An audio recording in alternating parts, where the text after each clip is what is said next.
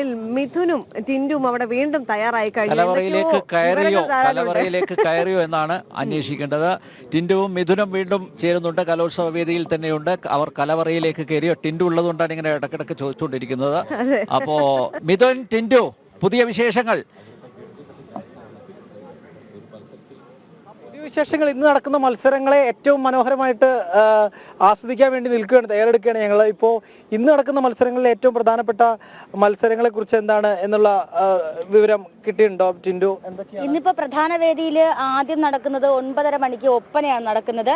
അത് കഴിഞ്ഞിട്ട് അതേ സമയത്ത് തന്നെ ടാഗോർ തിയേറ്ററിൽ നാടക മത്സരം പുരോഗമിക്കും. അതിനുശേഷം അറബിക് ഇംഗ്ലീഷ് പദ്യം ചൊല്ലൽ, പ്രസംഗ മത്സരം, ചെണ്ടമേളം, അങ്ങനെ ഏതാണ്ട് ഈ ഇന്നലെ പറഞ്ഞ പോലത്തെ സ്റ്റാർ മത്സരങ്ങളിൽ ഏറ്റവും പ്രധാനമായിട്ട് നമുക്ക് പറയാൻ സാധിക്കുന്നത് ഈ നാടകവും അതോടൊപ്പം തന്നെ ഈ നാടോടി നൃത്തമാണ്. അപ്പോൾ ഇന്നലെ ഏതാണ്ട് വൈകുന്നേരത്തിന് ശേഷമാണ് ഈ വേദികളിലൊക്കെ ആളുകൾ കൂടിയത്. കാരണം ഇന്നലെ പ്രധാന വേദിയിൽ ഏറ്റവും കൂടുതൽ ആൾക്കാർ കണ്ടതും അതേപോലെ തന്നെ ഏറ്റവും കൂടുതൽ ആൾക്കാർ എത്തിയതും പ്രധാന വേദിയിലായിരുന്നു സംഘനൃത്തം കാണാനായിട്ട്. അപ്പോൾ ഇന്ന് നമുക്ക് അങ്ങനെ സ്റ്റാർ മത്സരമായിട്ട് നാടോടി നൃത്തത്തെയും അതോടൊപ്പം തന്നെ ഈ നാടകവും നാടോടി നൃത്തവും ഇല്ലേ?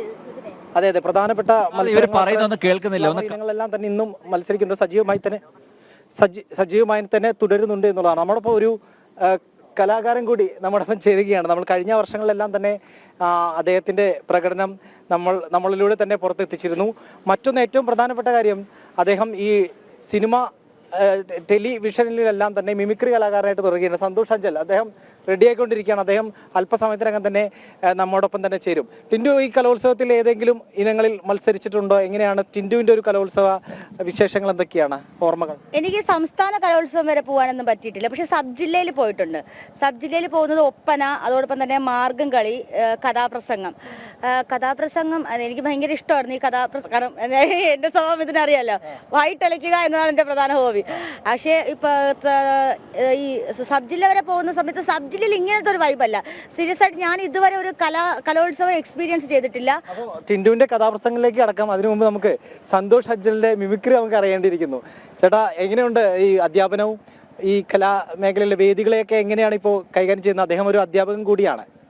വളരെ സന്തോഷം. കാരണം കഴിഞ്ഞ വർഷവും കൊല്ലത്തിൻ്റെ ആ ഒരു തട്ടകത്തിൽ ജനം ടി വിയോടൊപ്പം കുറേ വിശേഷങ്ങൾ പങ്കുവെക്കാൻ സാധിച്ചു.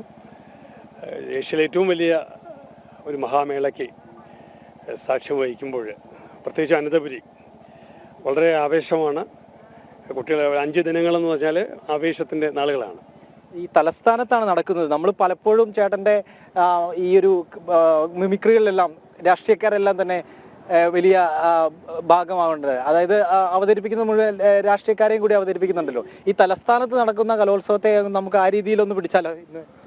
തീർച്ചയായിട്ടും രാഷ്ട്രീയ നേതാക്കളെയും സിനിമാ താരങ്ങളെയും ഒക്കെയാണ് ഞാൻ കൂടുതലും അനുകരിക്കാറുള്ളത്.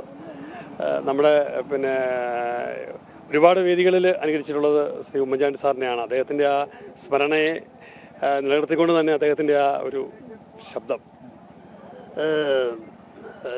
അതായത് എന്ത് സ്ഥാനം കിട്ടിയിട്ടും ജനങ്ങള് വെറുത്ത് കഴിഞ്ഞാൽ അതിലെന്തെങ്കിലും കാര്യമുണ്ടോ?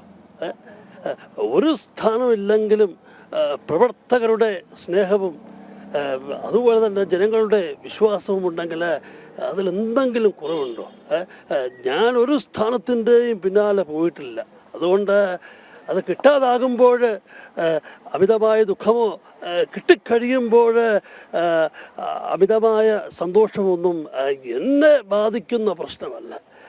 കൂടാതെ ഈ കലോത്സവത്തിന് എൻ്റെ ഓർമ്മകളിലൂടെ എൻ്റെ ആശംസകൾ അറിയിക്കുക. ഈ MT സാറിൻ്റെ ഒരു വിയോഗമൊക്കെ ഉണ്ടായിട്ടുണ്ടല്ലോ, അത് വളരെ കേരളത്തെ ഒന്നാകെ വലിയൊരു ദുഃഖത്തിലാഴ്ത്തി. അദ്ദേഹത്തിൻ്റെ ശബ്ദത്തെ അനുകരിക്കാറുണ്ടോ? MDയുടെ ധാരാളം കഴിഞ്ഞ ദിവസവും MDയുടെ കുപ്പായം എന്ന പാഠഭാഗം ഞാൻ കുട്ടികൾക്ക് പഠിപ്പിച്ചു കൊടുക്കുമ്പോഴും നമ്മുടെ മലയാളികളുടെ അഭിമാനമാണ് MD എന്ന് പറയുന്നത്. അപ്പോൾ ശരിക്കും പറഞ്ഞ ശബ്ദം പ്രത്യേകിച്ചും അങ്ങനെ ക്യാപ്ചർ ചെയ്യാൻ കഴിഞ്ഞില്ല. എന്നാലും അദ്ദേഹത്തിൻ്റെ ശബ്ദത്തെക്കാൾ ഉപരിയായിട്ട് അദ്ദേഹത്തിൻ്റെ ഒരു സാന്നിധ്യം തുഞ്ചൻപറമ്പിൽ വെച്ച് അദ്ദേഹത്തോട് സംസാരിക്കുക, അദ്ദേഹത്തോട് ഒരു ഒപ്പം നിന്ന് ഫോട്ടോ ഒക്കെ എടുക്കാനുള്ള ഭാഗ്യം എനിക്ക് ലഭിച്ചു. മിമിക്രിയിലേക്ക് തന്നെ പോകാം. എന്താണ് ഇനി അടുത്തതായിട്ട് നമ്മുടെ പ്രേക്ഷകർ കാത്തിരിക്കുകയാണ്? അന്നത്തെ രാവിലെ കലോത്സവത്തിന്റെ ഒന്ന് തണുത്തിരിക്കുകയാണ്, ചെറിയ മഴയൊക്കെ പെയ്തിട്ട് ഒരു മിമിക്രിയിലൂടെ ഒന്ന് ചൂട് പിടിപ്പിക്കാം. അതെ, തീർച്ചയായിട്ടും.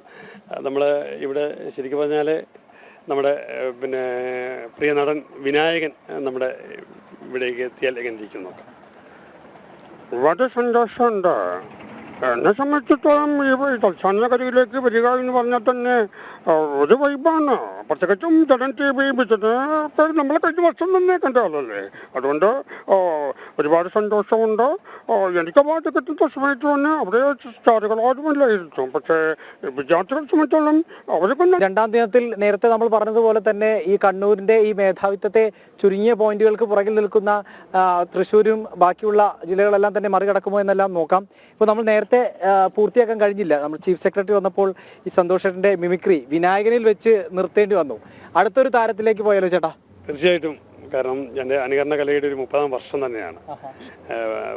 നമ്മുടെ ഈ അനന്തപുരിയിൽ വെച്ച് ആ വർഷത്തിൽ വളരെ സന്തോഷമായ അല്ലെങ്കിൽ സന്തോഷകരമായ നിമിഷങ്ങളാണ്. അപ്പോൾ നമുക്ക് ലാലു അലക്സിൻ്റെ ഒരു ചെറിയതാണ് വളരെ പേഴ്സണലായിട്ട് പറയുക. ജനൻ ടിവിയിലെ എല്ലാ പ്രേക്ഷകർക്കും എല്ലാവിധ ആശംസകളും അറിയിക്കുന്നു. കൗമാരകലയുടെ മാമാങ്കത്തിന് എൻ്റെ എല്ലാവിധ ആശംസകളും. എല്ലാ മക്കളും തകർക്കണം. ഈ കലോത്സവമായിട്ട് ബന്ധപ്പെട്ടിട്ടാണല്ലോ ഇത്തരം മിമിക്രികൾ ചെയ്യുക. ഈ സ്പോട്ടിൽ ഇങ്ങനെ ഈ കണ്ടന്റ് മാറ്റുമ്പോൾ നമുക്ക് ഈ കണ്ടന്റിലേക്ക് ശ്രദ്ധിക്കേണ്ടി വരും, ഈ ശബ്ദത്തിന്റെ ക്രമീകരണങ്ങളിലേക്ക് ശ്രദ്ധിക്കേണ്ടി വരും. അതെങ്ങനെയാണ് ഒരു വെല്ലുവിളിയാണ് ഒരു കലാകാരനെ സംബന്ധിച്ചിടത്തോളം? നമ്മൾ എപ്പോഴും പറയുന്ന ശബ്ദമാണെങ്കിൽ നമുക്ക് പെട്ടെന്ന് ഇന്ററാക്ട് ചെയ്യാൻ സാധിക്കും. പെട്ടെന്ന് നമ്മൾ ഏറ്റവും പ്രധാനപ്പെട്ട കാര്യം എന്ന് പറയുമ്പോൾ നമുക്കറിയാം, നമ്മൾ 2025 നിൽക്കുന്നത്. വലിയ അതായത് നമ്മൾ ദിവസം കാണുന്നുണ്ടല്ലോ ഇങ്ങനെ ഓരോ ആൾക്കാരും വ്യത്യസ്തത എന്ന് വെച്ചാൽ നമുക്ക് അറിയാൻ പോലും പറ്റാത്ത രീതിയിൽ ആണ് ഓരോ ദിവസം. അപ്പൊ അത് ഒരുപക്ഷെ വളർന്നു വരുന്ന കുട്ടികൾക്കൊരു അതുപോലെ ഈ ചെറിയ ശബ്ദം അനുകരിച്ചുകൊണ്ട് കലോത്സവ വേദികളിലൂടെ വരുന്ന കുട്ടികൾക്കൊരു വെല്ലുവിളിയാകുമെന്ന് തോന്നുന്നുണ്ടോ? തീർച്ചയായിട്ടും. ഇപ്പോഴത്തെ കുട്ടികളെന്ന് വെച്ചാൽ വളരെയധികം അപ്ഡേറ്റഡാണ്. കുട്ടികൾ വളരെ ന്യൂജൻ താരങ്ങളെയും അത് നല്ല സ്റ്റാൻഡേർഡിലേക്ക് കുട്ടികൾ പോയിക്കൊണ്ടിരിക്കുകയാണ്. നല്ല പിന്നെ ഈ AI പോലെയുള്ള സാങ്കേതിക വിദ്യയുടെയും ഒക്കെ ഒരു ടച്ചിങ് കുട്ടികളിലുണ്ട്. നല്ല വലിയ കലാകാരന്മാരാണ് ഇപ്പോഴത്തെ കുട്ടികളെന്ന് പറയുന്നത്. പക്ഷേ മറ്റൊരു കാര്യം, നമ്മുടെ ഈ ജഗദീഷ് അധ്യാപകനും കൂടിയാണ്. ജഗദീഷ് ഇത്തരം കോമഡി കഥാപാത്രങ്ങളൊക്കെ ചെയ്യുമ്പോൾ ജഗദീഷ് ചില ഇന്റർവ്യൂലൊക്കെ പറഞ്ഞിട്ടുണ്ട്, ഞാൻ ക്ലാസ്സിലേക്ക് കടന്നു ചെല്ലുമ്പോൾ ചിലപ്പോൾ ചില വിദ്യാർത്ഥികൾ ആളറിയാം ആ സിനിമയുടെ പേരുണ്ടല്ലോ, ഓടരുതമ്മ ആളറിയാം. ആ സിനിമയിലത്തൊക്കെ ഒരു ക്യാരക്ടറിനെ വെച്ചിട്ട് ചിലപ്പോൾ കളിയാക്കാൻ ശ്രമിക്കും. പക്ഷേ അത് ആ സമയത്ത് ഞാൻ ഒരു സ്ട്രിക്റ്റ് ആയിട്ടുള്ള ഒരു രീതിയിൽ ക്ലാസ് എടുത്ത് തുടങ്ങുമ്പോൾ തീർച്ചയായിട്ടും ഒരു അധ്യാപകനായിട്ടുള്ള ജഗദീഷിനെ മാത്രമാണ് കാണുന്നത് എന്നുള്ളത്. പക്ഷേ മിമിക്രിക്കാരനായിട്ടുള്ള ഒരു അധ്യാപകനെ അത് കൂടുതൽ കണക്ട് ചെയ്യാൻ കഴിയും.